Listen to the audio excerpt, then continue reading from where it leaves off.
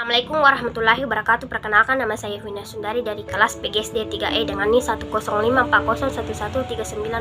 Baik, di sini saya akan menjelaskan tentang cara menyusun perencanaan pembelajaran. Langkah yang pertama, merumuskan tujuan khusus.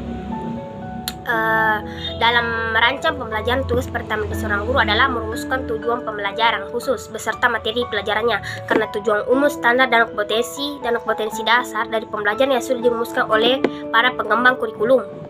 Tugas guru adalah menerjemahkan tujuan umum pembelajaran SK dan KD menjadi tujuan khusus indikator pembelajaran yang lebih spesifik dan mudah terukur. 2. Memilih pengalaman belajar.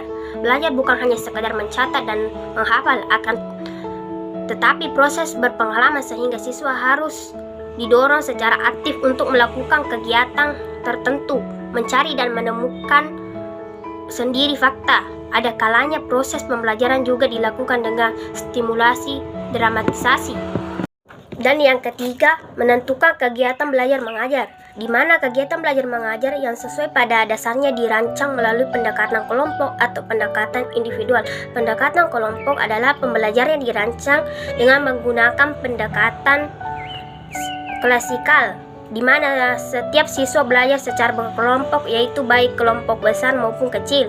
Dan pembelajaran individual adalah pembelajaran yang dilakukan siswa secara mandiri melalui bahan ajar yang dirancang sedemikian sehingga siswa dapat belajar sesuai dengan kemampuan masing-masing.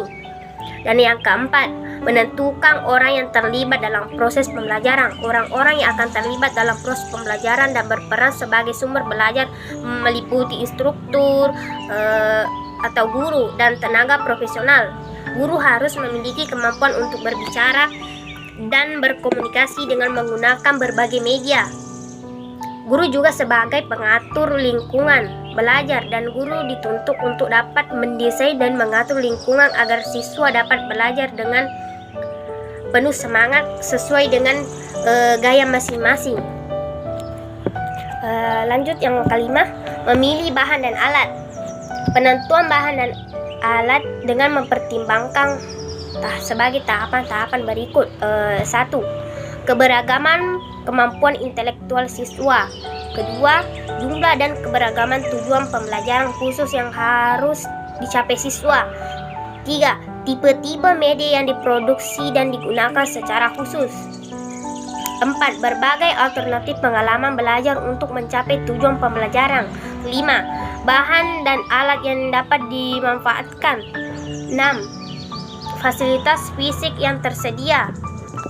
Poin ke-6, ketersediaan fasilitas fisik. Fasilitas fisik merupakan faktor yang akan berpengaruh terhadap keberhasilan proses pembelajaran.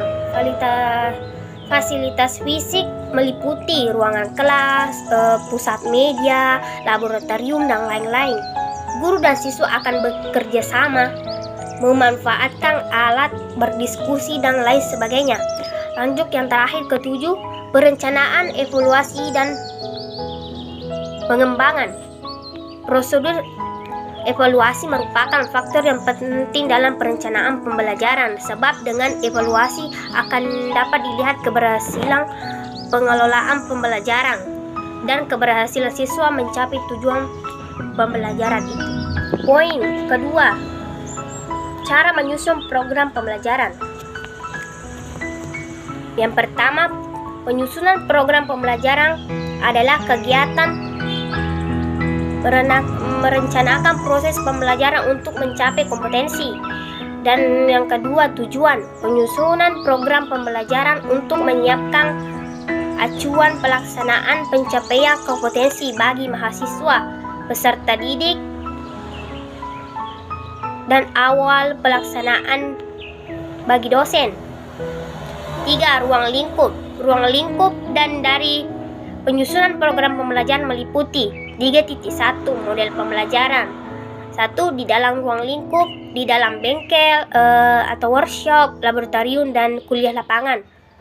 3. Program kewirausahaan. 4. Program magang industri. 3.2 penyusunan jadwal. 3.3 Sistem pembelajaran modular. 3.4 Rencana pembelajaran berkompetensi. Dan yang terakhir, prosedur. Prosedur penyusunan dilakukan dengan tahapan sebagai berikut. Penjelasan mengenai pembelajaran indikator. Penawaran paket kompetensi dari jadwal pelaksanaan kompetensi. Ketiga, penyusunan program pencapaian kompetensi. Dan yang terakhir, program pembelajaran pencapaian kompetensi. Dan poin terakhir, cara penerapan pembelajaran. 1. Sikap dan gaya mengajar. Sikap dan gaya pendidik sangat berpengaruh terhadap suasana pembelajaran di ruang kelas. Pendidik hendaknya menunjukkan sikap yang demokratis dan simpati. Dua sikap ini sangat berpengaruh besar terhadap suasana belajar. Boleh jadi sikap demokratis dan simpati akan menjadi senjata ampuh bagi pendidik, akan menarik perhatian peserta didik untuk mengikuti pelajaran. Kedua, penyampaian materi pelajaran. Dalam belajar sesungguhnya peserta didik membutuhkan kepastian akan kebenaran materi pelajaran yang akan mereka terima. Sebab itu pendidik perlu menguasai materi dengan baik dan disampaikan dengan lancar, tidak tersendak-sendak. Ketiga, penggunaan strategi dan metode mengajar. Barangkali tidak satupun metode mengajar yang dianggap paling baik dalam hal ini. Dibutuhkan strategi untuk menentukan dan memilih metode mengajar yang sesuai dengan kondisi terkini di ruang lingkup sesuai dengan daya tangkap peserta didik. Relevansi materi dan didukung oleh sarana belajar yang tersedia. Dan yang keempat, penggunaan media belajar. Media belajar alat bantu yang digunakan untuk mempermudah peserta didik untuk menyampaikan materi pelajaran. Jika tidak memiliki media belajar yang memadai, paling tidak pendidik membuat atau gambar sederhana di atas papan tulis untuk menjelaskan materi pelajaran. Dan yang terakhir, kelima, pengaitan materi dan pengetahuan peserta didik. Materi pelajaran yang disampaikan mengaitkan dengan pengetahuan dan pengalaman peserta didik dalam kehidupan sehari-hari.